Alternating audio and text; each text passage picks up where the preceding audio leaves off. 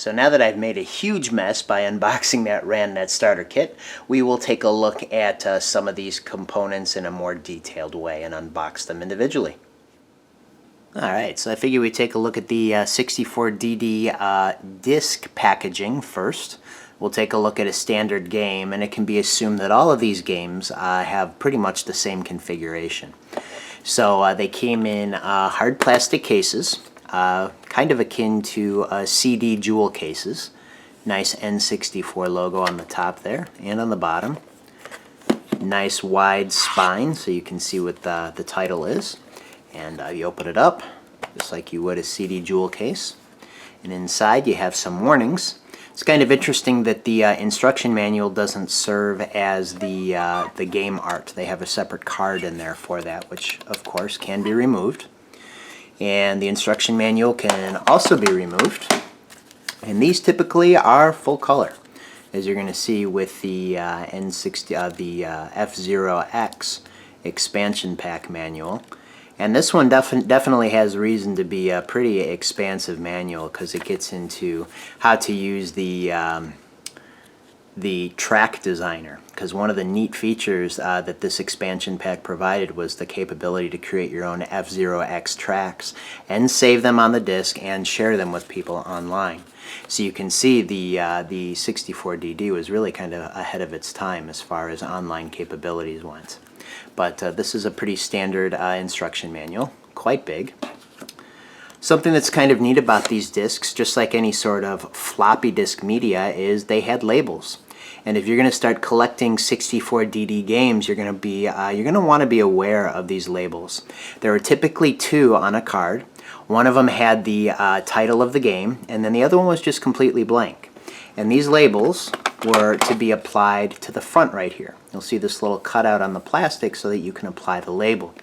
And the value of the game a lot of times is dictated by the condition of these labels. If they're unused, of course, that's the ideal situation that you want. The next best would be that the label with the title is applied, but that the other label and the card are still within the game. And then, of course, worst case scenario, there is no card, there is no label, it's just gone, or the label has been applied, but the card and remaining label have been discarded. So if you're going to get into collecting these games, that's going to be something you want to be cognizant of, is the labels that they all came with. And even in my sealed games like the golf, I'm confident that this one has the label, because you can hear it rattling around in there. And this one, I just don't feel compelled to open. I trust that it's in there. So this is the disc. They're quite large, actually. And there's a little catch right here that, of course, is disengaged once it's inserted into the system. And what that will allow it to do is slide the little shutter open so that the magnetic head within the 64DD hardware can read the disc. So in that respect, it's a lot like a floppy disk for a computer. So these are the discs. Quite a unique piece of media for Nintendo products. And then it's kind of neat that they have an outline that's kind of reminiscent of the artwork for N64 in Japan. So we'll get this one packaged back up.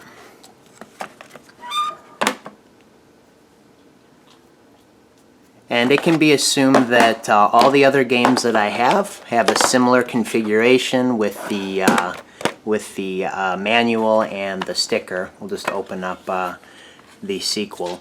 This one's a little bit unique in that it has an additional insert right here. A little bit of artwork on one side, and then some information on the other side. And then this comes with the instruction manual. Not quite as big as the F-Zero-X expansion pack, but then of course there's the label for the game. So all these have quite a similar configuration. There's Doshin the Giant. Now we're going to get into the Mario Artist games. The first one we're going to take a look at did not come with hardware. This is called Polygon Studio. You can see a little picture of a polygonal dinosaur here. because as you know, the N64 was a 3D system, and this piece of software allowed you to try your hand at creating 3D polygonal designs, and of course sharing them with people via the online capability of the Randnet service that was available on the 64DD. So this is Polygon Studio. Next one is Talent Studio. And we're going to move some things out of the way here so we can unbox this. You're going to see it comes with its own special cartridge as well as a microphone. Similar, I believe, to the Pikachu microphone for one of the Pokemon games on N64. So we open up the package and take out this little retainer tray. And here is the Mario Artist game. Really no need to open all of these up because they're pretty much all the same. This one has quite a substantial instruction booklet because there are a lot of things you could do with this particular software and hardware. Let's take a look at it. It's really kind of neat. So this is the microphone. Pretty standard fare. Has a little foam ball on the top to serve as kind of a filter. But actually one of the neat things I think is it's got the N64 logo right there on the tip. But then it's got a 0.8 millimeter jack, mono, that plugs into the back of this N64 cartridge that also comes with the set.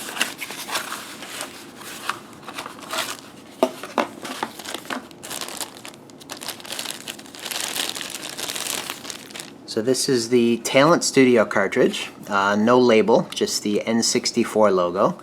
It's pretty typical, except that it's black, it's keyed for the Japanese console down here, but the neat thing is that you can line in video, audio, and of course your microphone to this cartridge. And this cartridge interfaces with the N64 system, which in turn interfaces with the 64DD. And what this would allow you to do, in part, there are a lot of different types of things you could do, such as create your own me. Of course, these weren't called Miis at this point. We wouldn't see that until the Wii in 2006. But this idea of the personal avatar is something that Nintendo had been trying to incorporate into its games for quite a long time. And what this would allow you to do is take a digital photo of your face, kind of like you do on the Wii U now, so that it can kind of map features to the me character. But instead what it would do is use that 2D picture of your face as a texture for a polygon head. And it would use that picture that you took as your face for your me or your avatar. And you could have your avatar do lots of silly things, dancing, singing, and I believe even karaoke was one of the features. So that's what the Talent Studio was all about. And there you can see somebody creating their picture of their face, adding stamps for some cartoon-like features, and then you can see how that eventually materializes in-game to the polygonal avatar with the face picture as the texture. So that's kind of a neat feature here with the Talent Studio. And just about all these games that came with hardware had an instructional pamphlet for that hardware. This one, of course, being for the microphone peripheral. It shows you how to make all the connections to the back of the cartridge. Wants you to use only the N64 microphone for whatever reason. Just gives quite a bit of detailed instruction about how to use that cartridge. Even importing video footage from a video camera.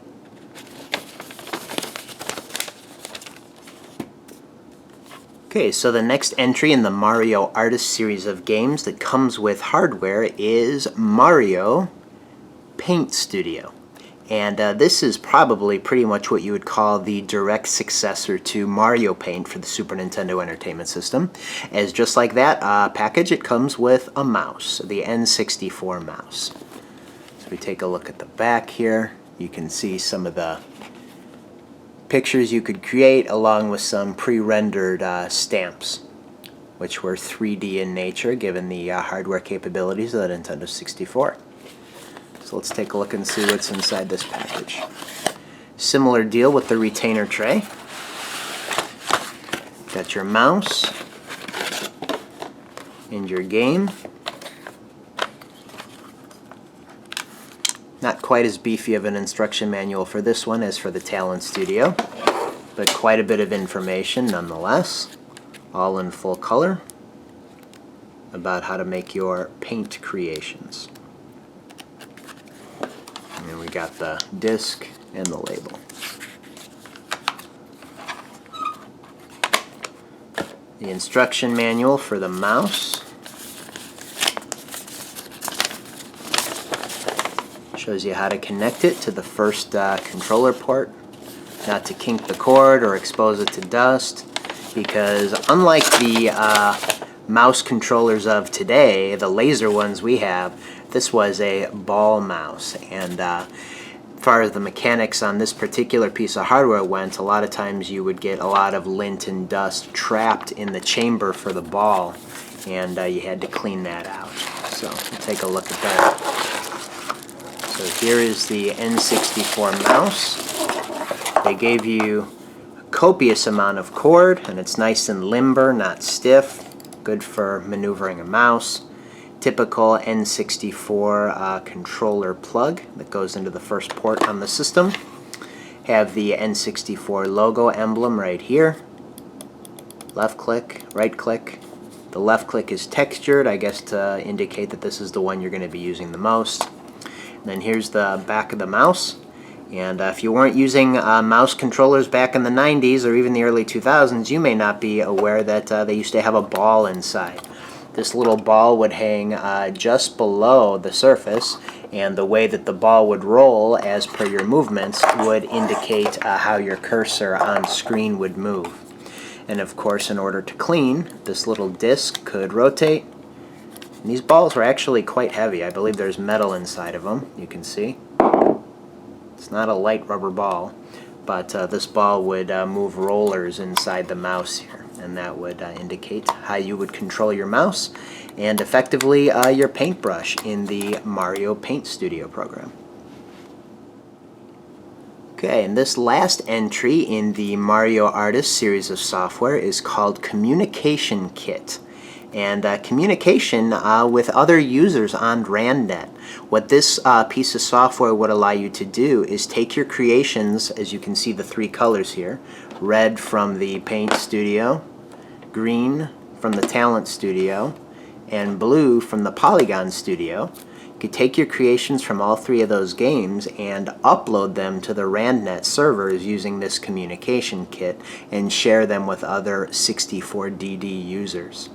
I'm given to understand that this software also has installed on it art, polygons, videos that you can import into each one of these pieces of software and use them in your own creations.